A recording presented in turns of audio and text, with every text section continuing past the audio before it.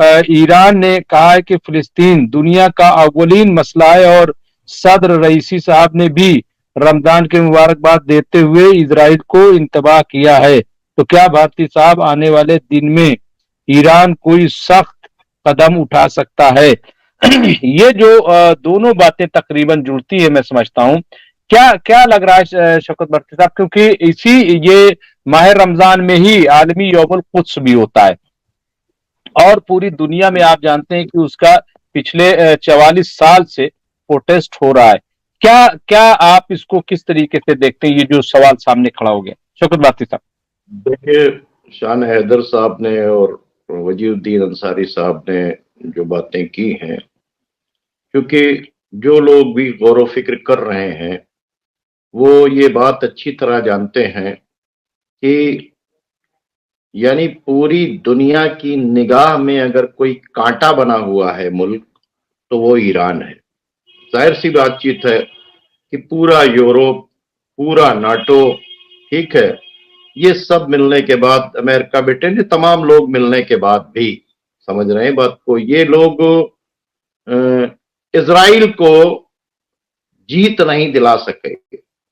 Hamas को जो खत्म करने का उनका था, कैप्टिव्स को छुड़ाना था, तो अगर आप देख लीजिए तो एक तरफ पूरी दुनिया की इंटेलिजेंस एजेंसीज, ठीक है, एक तरफ उनका आर्म्स अम्युनिशन का सप्लाई करना, और उसके अलावा अमेरिका की डेल्टा फोर्स का वहां के ऊपर आके लड़ना, ब्रिटेन के लोगों का आना और बाकायदा तौर के ऊपर इनकी मदद के लिए अपने अपने वारशिप्स को भेज देना, फ्रांस का पूरी तरीके से सपोर्ट करना, यूनाइटेड नेशन के अंदर हर तरह की मदद जो है पहुंचाना, इंटरनेशनल कोर्ट ऑफ जस्टिस में जाने के बाद उनको रोकना, वहां पर UNRAW की एड को बंद करना, ये सब कर रहे हैं। और ये जान रहे हैं कि इसमें हम सक्सेस इस वास्ते नहीं हो पा रहे हैं कि इसके पीछे ईरान है।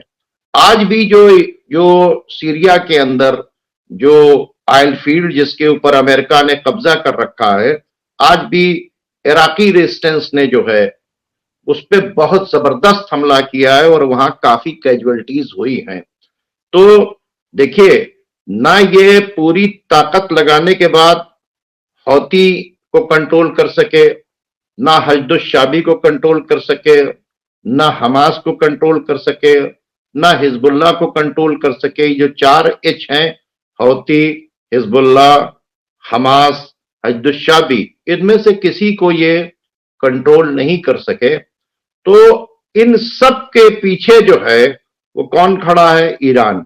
और ईरान के साथ कौन खड़ा हुआ है? रशिया और चाइना।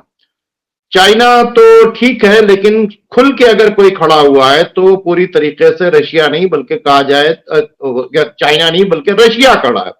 और दूसरी तरफ रशिया को मिटाना चाहते हैं, रशिया को भी मिटाना चाहते हैं। ये सारी वही ताकतें जो ईरान के खिलाफ हैं, वही ताकतें मिलकर रशिया को मिटाना चाहती हैं। लेकिन रशिया को मिटाने के लिए उनको जो सबसे ज्यादा जो झेलना पड़ा है, यूं तो रशिया खुद तो उसके पास एक से एक आर्म्स अम्युनिशन है, लेकिन सस्ते और कारगर ड्रोन जो दिए उन्होंने, ईरान ने, उन्होंने महाजिर और शाहिद, इस तमाम ड्रोन ने वहां का नक्शा बदल दिया। तो वहां के ऊपर भी, यानी एक तरफ वो रशिया को तोड़ना चाहते हैं तो वहां ईरान खत्म है, दूसरी तरफ वो हमास को खत्म करना चाहते हैं तो वहां के ऊपर ईरान खड़ा है, तीसरे वो हौती के ऊपर कंट्रोल करना चाहते हैं तो वहां के ऊपर ईरान खड़ा है। तो चारों तरफ से अगर देखते हैं तो वो वहां के ऊपर ईरान खड़ा हुआ है।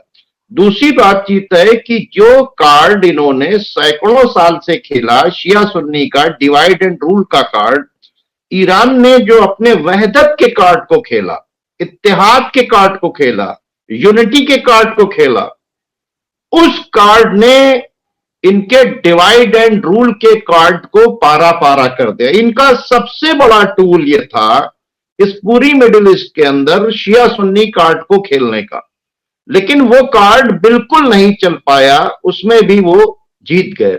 वरना ईरान का बार बार कहना कि भाई आप इनके एयर स्ट्रिप इस्तेमाल ना करने दें, डिप्लोमेटिक रिलेशन कट कर लें, इनके साथ ट्रेड न करने, ये सब होता रहा। लेकिन उसके बावजूद भी ईरान ने गुस्सा नहीं किया, बाकायदा तौर के ऊपर वो अपनी लचीली पॉलिसी रखी कि देखिए ये हो रहा है, अब ये कर लीजिए, अब ये कर लीजिए, कोई हार्ड बयान नहीं दिया। नतीजा क्या हुआ कि वो ये चाहते थे कि किसी ना किसी स्टेज के ऊपर अरब वर्सेस जो है ईरान हो जाएगी, लेकिन वो सक्सेस नहीं हो पाया। तो ये बहुत बड़ी डिफीट समझ लीजिए कि अमेरिका, यूरोप और नाटो सबको सबसे बड़ी डिफीट मिली। तो आज आप देखें कि रशिया से अगर दुश्मनी है तो रशिया के साथ खड़ा हुआ है ईरान, हमास को खत्म करना चाहते हैं तो ईरान खड़ा है, हौती को खत्म करना चाहते हैं तो ईरान खड़ा है। और जाहिर सी बातचीत है, ये जो एक नेक्सस है, चाइना का जो तमाम टकराया है तो चाइना के भी ईरान के साथ जो है रिलेशन अच्छे हैं, और ये ड्रिल होने जा रही है। तो ऐसी पोजीशन के अंदर जाहिर सी बातचीत है कि हालात अगर खराब होंगे, मैं बार बार कह रहा हूं कि देखिए प्रोडक्शन हाउस है वो ईरान, जहां के ऊपर सप्लाई लाइन होनी है, यहां तक क्या कहते हैं यमन तक होनी है, लेबनान में होनी है, सीरिया में होनी है, इराक के अंदर होनी है, फिलिस्तीन में हमास को होनी है, और बाकायदा तौर के ऊपर यमन तक। तो इस सप्लाई चेन को अगर रशिया ने और चाइना ने प्रॉपर ढंग से प्रोडक्शन हाउस से लेके सप्लाई चेन कर दिया, तो यहां के ऊपर जो है फाइटर्स तैयार हैं। एक तरफ इजराइल है जहां वो जबरदस्ती भर्ती कर रहा है, लोग भर्ती होने के लिए भी तैयार हैं, मिलिट्री से बाहर जा रहे हैं। एक तरफ हौती है जहां लोग जो है भर्ती होने के लिए तैयार हैं। एक तरफ हिजबुल्लाह के अंदर लोग, वो लेबनान के अंदर जितने धड़े थे, अभी लेबनान के अंदर भी इन्होंने पर्चे गिराए, वेस्ट बैंक के अंदर भी इजराइल ने पर्चे गिराए। उसमें क्या लिखा हुआ है कि आप लोग हमास के बारे में इंफॉर्मेशन दीजिए, वेस्ट बैंक में गिरा, आप अगर इनके साथ खड़े होंगे तो हम आपको ये करेंगे, यानी पूरा तरीके से बताया कि हम ये जुल्म करेंगे, ये जुल्म करेंगे, ये, और आप पीसफुल रहेंगे तो बहुत अच्छी बातचीत। जिस तरह से वेस्ट बैंक में कर रहे थे, उसी तरह से लेबनान में सिविलियंस को पर्चे गिराएंगे, तुमको तुम्हारा दुश्मन हिजबुल्लाह है, तुमको मरवा देगा, अभी जब गजा हम बना देंगे, ऐसी पोजीशन में कोई हिजबुल्लाह का साथ न दे। हिजबुल्लाह के कहां कहां से जो है क्या नाम है अटैक्स हो रहे हैं, कहां कहां के उन पे रहे, आप हमें इस नंबर के ऊपर इंफॉर्मेशन दीजिए। तो ये एक तरफ जो है ये पूरा फिर वही डिवाइड एंड रूल के कार्ड को वहां के ऊपर खेलने की कोशिश की गई। सोचा था कि जितने ग्रुप्स हैं वो सब हमास के अगेंस्ट हो जाएंगे, कि हमास की वजह से फिलिस्तीन की बर्बाद हुई, वहां के ऊपर भी वो कार्ड। तो इनका डिवाइड एंड रूल का कार्ड यहां के ऊपर फेल हो गया।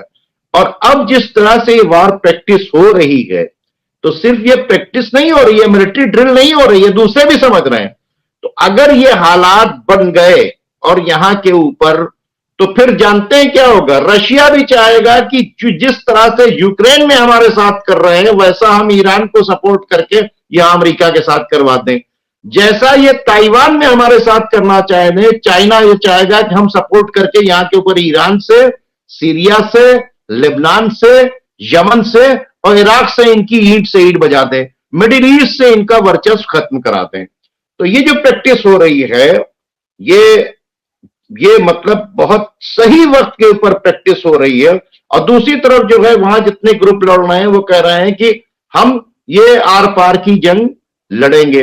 तो एक ऐसी पोजीशन आ गई है। तो ईरान ये चाह नहीं रहा था, ईरान तो शुरू से ये चाह रहा है कि भाई जंग के से कुछ मिलेगा नहीं। ईरान ये चाहता था कि अरब कंट्रीज के लोग अपने बेसिस को इस्तेमाल ना करने दें, अरब कंट्रीज के लोग इनसे डिप्लोमेटिक रिलेशन कट कर लें, इनको कुछ ना जाने दें, अपने आप सरेंडर हो जाएंगे। ईरान इस जंग को बगैर जो है क्या नाम है, मतलब बगैर जंग के जीतना चाहता था, फिलिस्तीन के मसले को बगैर जंग के हल कर देता। लेकिन यह हल जो नहीं हुआ, इसके पीछे वही अरब कंट्रीज है, वही टर्की है, वही इजिप्ट है, वही जॉर्डन है, वही कतर है, वही यूएई है, वही क्या नाम है आपका बहरीन है। ये जो इस्लामिक कंट्रीज जो हैं, इनके वजह से इतनी, ये जो 72,000 लोग जख्मी हैं और ये 31,000 से ऊपर लोग जो मारे गए हैं, ठीक है, जो ऑफिशियल तादाद है, यूं तो लाख 1 लाख से ऊपर लोग डिस्प्लेस हैं, 1,10,000 से ज्यादा।